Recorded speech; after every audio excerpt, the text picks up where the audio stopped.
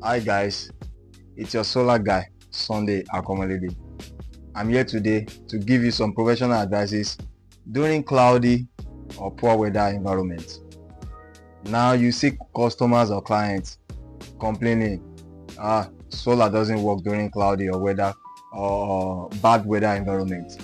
It works. It just only depends on your loads. It depends on how you manage the system. It depends on how your battery bank is yeah. So what are these advices? Number one, I will say make sure your loads are power saver loads. Make sure your loads are energy saver loads. What do I mean by energy saver loads? Let me talk about our bulbs, for example. Make sure your bulbs are LED bulbs. If it to be the normal screw bulbs or pin bulbs, make sure the wattage of those LED bulbs are no more than 5 to 10 watts. With this, if I have if my apartment is just a 3-bedroom apartment, for example, now, and I have 5 to 6 or 5 watts of LED bulbs, calculate that that is not even up to 20 watts of loads. So in that we have saved loads consumption, and I'm already saving energy. You want to get home in the evening after office day work, and you want to put on your TV. Now you still see some clients that still make use of LCD, let me call them LCD TV or plasma, as the name implies or generalized, plasma TV. This is not an energy saving type of TVs.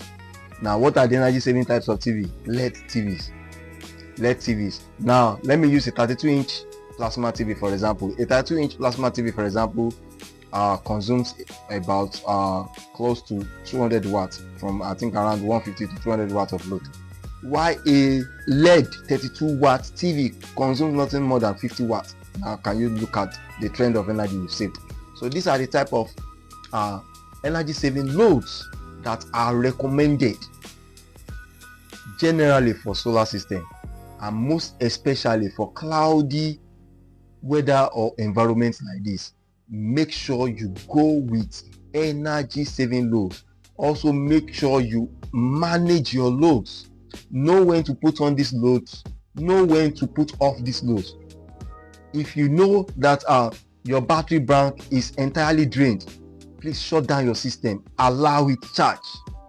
Like I do advise my clients, give it a whole day charging. Now with this, the battery will regain its strength back, and then water with your inverter system or solar system, you can wash out. You shouldn't do your pumping on regular basis unlike before. Now your pumping should be, you have to monitor your system in a way that whenever your battery level is full, then you can pump. And in fact you have to monitor as the battery reduces. Normally before, during the shining environment, once you are pumping, the current being or energy being generated from your system will be replaced as your load is using it. But now you are not generating up to that. So once you see that okay, your battery bank has dropped maybe to like half, you can shut down your system. Whatever you have even pumped for that day, you still see that to use maybe to the following day or maybe the next 3 days, depending on how many liters of tank you are using at home and what have you. So these are just advice tips on how you can manage your system. People complain it doesn't work, why rainy, it doesn't work. No, your solar system still works. The only difference is that the energy being generated during cloudy environment or poor weather environment has reduced. So it doesn't mean that your solar system does not still generate energy or doesn't still work. It works. In fact, for people that still does oversizing and all that, it works perfectly fine. So and then they will still be able to see their solar system to use. They will still be able to run it 24/7. So I hope you don't forget to like, comment, and follow us on all our social medias for more solar tips. Thank you.